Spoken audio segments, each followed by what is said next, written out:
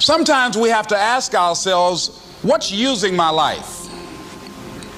Heard a guy give a lecture one time that says, we are today what we were when. And he was talking about the fact that we, to a great extent, behave, think, react because of some previous experience that we've had. One of the things that we know about life is that it is always changing. Sometimes you're up, sometimes you're down. Sometimes things go real well, and sometimes they don't. Sometimes you're happy, and sometimes you're sad. Now that's that thing called life. And when we begin to understand and know that, accepting that reality that we will never ever have things just on an even keel all the time, that you're going to have some ups and you're going to have some downs, but during those down moments, that's where the growth takes place. That's where the work is. See, anybody can feel good when they have their health, their bills are paid, they have happy relationships, business is successful. Anybody could be positive then. Anybody can have a larger vision then. Anybody can have faith under those kinds of circumstances. Am I correct? See, but the real challenge of growth, mentally, emotionally, and spiritually, comes when you get knocked down. Somebody said that adversity introduces a man to himself or a woman. How you handle it, that's where the growth takes place. When I was facing some challenges, I had a guy say something to me, and I suggest this is one of the first things that you want to do when you're facing a challenge. You want to get unstuck. Evaluate where you are. Look at it. Assess yourself. Assess yourself and assess the situation. What brought you there? What role did you play? Earl Nightingale had a saying I like. He said, all of us are self-made, but only the successful will admit it. What has brought you to this point? What did you learn from it? Are you learning anything, or are you doing it over and over and over again? Somebody said that insanity is doing the same thing in the same way, expecting a different outcome. Are you going through it, or are you growing through it? Are you bigger and better because of it? Because it's not going to leave you until you grow through it. I was going through a major challenge in my life that was wearing me out, that was using me. You see, your mind is you know, when you go into a service station to get gas, you don't go in there and just start pumping. When you push the lever up, it clears the previous bill. By the same token, if you want to begin to move, you've got to clear your mind of all the unnecessary luggage and baggage that's weighing us down. I couldn't move, I couldn't think about what am I going to do to get out of this situation, because I was so concerned about what happened and what he did to me and how bad it was. I was so stuck in that I couldn't even focus on what I should have done. Feeling sorry for myself and angry, and none of that was taking me anywhere. So pretty soon I learned through effort, made a conscious, deliberate, determined effort. I had to let it go. I had to forgive it.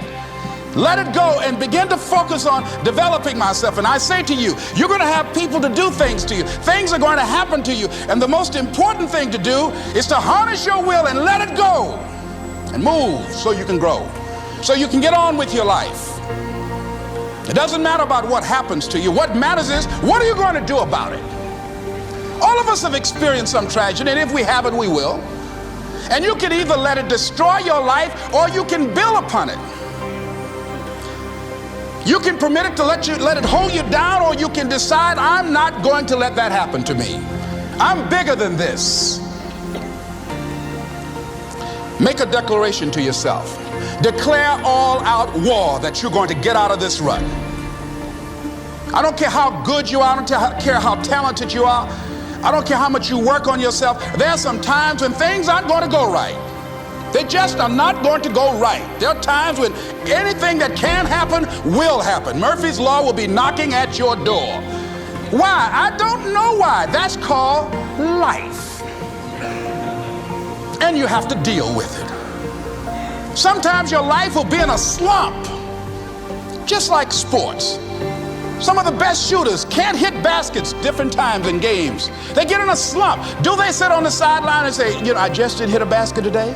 No, they continue to execute. I suggest to you that if you are facing a challenge, don't stop. Stay busy. Work your plan. Continue to do those things that you know that work for you after you have evaluated yourself in the situation. Continue to move. Stay busy, stay busy, stay busy. Find somebody that you can help so you can forget about you for a moment. See, sometimes the best thing to do is to be. Sometimes you have to just back up and go within yourself. A bow and arrow, you can't take a bow and just push it out an arrow. You just can't push the arrow out. You have to pull it back and then release it. Sometimes you have to back up and go within and pray and meditate and recharge your batteries. Go away, clear your head, and then come back and look at it from a different vantage point. Don't operate while you're under the spell or the effect of what's going on. Next thing is that you've got to activate the thinker in you. Don't allow your emotions to control you. We are emotional, but you want to begin to discipline your emotion. If you don't discipline and contain your emotions, they will use you. Your mind goes on automatic, just like a God. You know, I loved reading the book called As a Man Thinketh by James Allen. He uses the analogy of the mind being like a garden. You know, weeds don't have to have any encouragement to grow. You don't have to water them. They don't have to get sunshine. They don't have to have fertile ground. They will grow through the cracks of a sidewalk. Am I right? But if you want to grow orchids or roses or any kind of exotic flowers, there are special processes and procedures you must go through. Well, by the same token, you don't have to force yourself or motivate yourself to think negatively, to be depressed, to hate somebody, to want revenge, to want to get back at somebody, to beat yourself up over the head, to feel loaded with guilt. You don't have to make any effort to do that. Your mind is on automatic. It will do that by itself. But if you want to begin to move into your own personal greatness, if you want to begin to really enjoy a happy, successful, healthy life, you've got to be willing to go against the tide. You've got to be willing to harness your will and say, in spite of this, I'm in control here. I'm not going to let this get me down. I'm not going to let this destroy me. I'm coming back, and I'll be stronger and better because of it. You have got to make a declaration that this is what you stand for. You're standing up for your dreams. You're standing up for peace of mind. You're standing up for health. You want it. And you're going to go all out to have it. It's not going to be easy. When you want to change, it's not easy. If it were in fact easy, everybody would do it. But if you're serious, you'll go all out.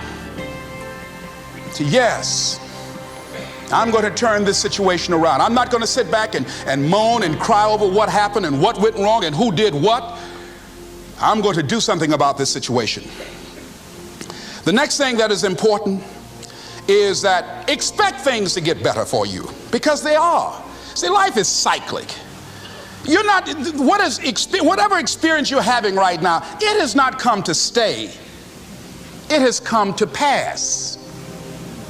Not to stay, just to pass. It's just going through. The biggest challenge is to know what's happening. This is a part of this thing we call life. This too shall pass. And maintaining perspective, putting it in perspective.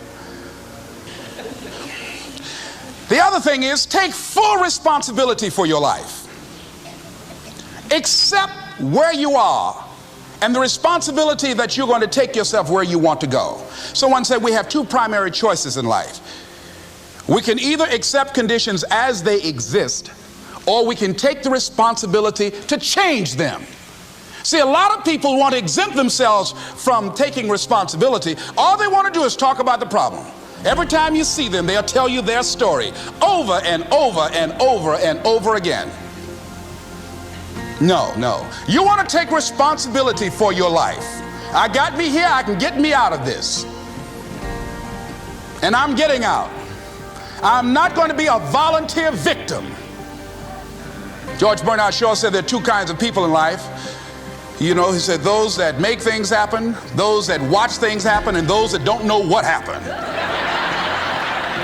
And he said the people that get along in this life look around for the circumstances that they want, and if they can't find them, they make them. They create them. So part of beginning to get unstuck, you've got to decide that the behavior pattern that you have adopted doesn't work for you. You've got to change your strategies, and changing your strategy means reinventing your life, recreating you, and you have the power to do that. You can decide that you're going to change, that you're not going to be a wimp. You can decide that you're going to stand up to life. You can decide that I'm going to live each day as if it were my last. You have the power to make that decision. You can decide I'm going to work on myself and develop myself. I'm going to empower me. And all of these things that are happening to me right now, they're just temporary inconveniences. They're not stronger than I am. I'm in charge here.